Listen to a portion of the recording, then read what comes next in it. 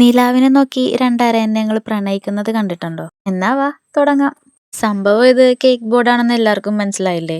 അതിന്റെ ഒരു പകുതി ഭാഗം കുറച്ച് ബ്ലാക്ക് പെയിന്റ് അടിച്ച് നമുക്കൊന്ന് രാത്രിയാക്കി എടുക്കാം. ഇനി ബാക്കി പകുതിയില് ബ്ലൂവും വൈറ്റും കൂടി ഒന്ന് മിക്സ് ചെയ്ത് അടിച്ചിട്ടുണ്ടെങ്കിൽ അരയന്നത്തിന് ഇരിക്കാനുള്ള വെള്ളം റെഡിയാവും. പെയിന്റ് അടി കഴിഞ്ഞ് അതൊന്ന് ഡ്രൈ ആവാൻ കുറച്ചേരം മാറ്റി വെച്ചേക്ക്. ഡ്രൈ ആവാൻ എടുക്കുന്ന സമയത്ത് നമുക്ക് വേറെ പണിയുണ്ട്. വേറൊന്നുമല്ല, എന്റെ ക്ലേയുമായിട്ടുള്ള മൽപ്പിടുത്തം നിങ്ങൾ കണ്ടതല്ലേ, ഇനി ഒന്നും കൂടി ആവാം.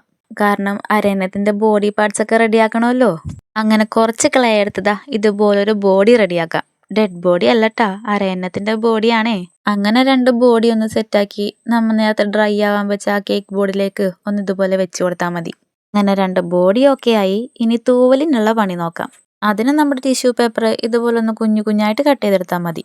ഇനി ഒരു പേനയോ ബ്രഷോ എടുത്ത് അതിൻ്റെ ബാക്ക് സൈഡിൽ ടിഷ്യൂ പേപ്പർ ഇതേപോലെ വെച്ച് നമ്മുടെ ക്ലേയിലേക്കൊന്ന് പ്രസ് ചെയ്ത് കൊടുത്താൽ നല്ല പ്രൊജക്റ്റ് ചെയ്തേക്കണ തൂവൽ കിട്ടും.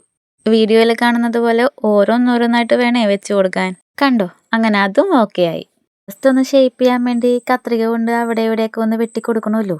അരയന്നത്തിന്റെ തല ശരിയാക്കുന്ന ടൈമിൽ ഈ ക്ലേ നമ്മളോട് ഇതുവരെ മര്യാദക്കും കൂടെ സഹകരിക്കാത്തത് കൊണ്ട് ഒരു അരയന്നത്തിന്റെ പെടലി ചെറുതായിട്ടൊന്ന് ഉളുങ്ങിയിട്ടുണ്ട്. കുഴപ്പമില്ല, നമുക്ക് ബെൽറ്റൊക്കെ ഇട്ട് അഡ്ജസ്റ്റ് ചെയ്യാന്നേ. പിന്നൊരു കാര്യം, ആരും എൻ്റെ അരയന്നത്തിന് പെടലി എന്ന് വിളിക്കരുത്.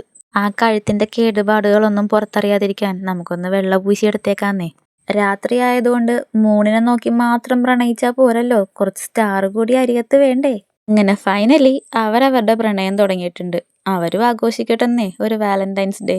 അപ്പൊ സംഭവം ഇഷ്ടപ്പെട്ടെങ്കിൽ അത് കമന്റിലിടാൻ മറക്കണ്ട. പിന്നെ ചാനലും കൂടി ഒന്ന് സബ്സ്ക്രൈബ് ചെയ്തേക്കണേ. അപ്പോൾ ഇനി പിന്നെ കാണാം. ബൈ.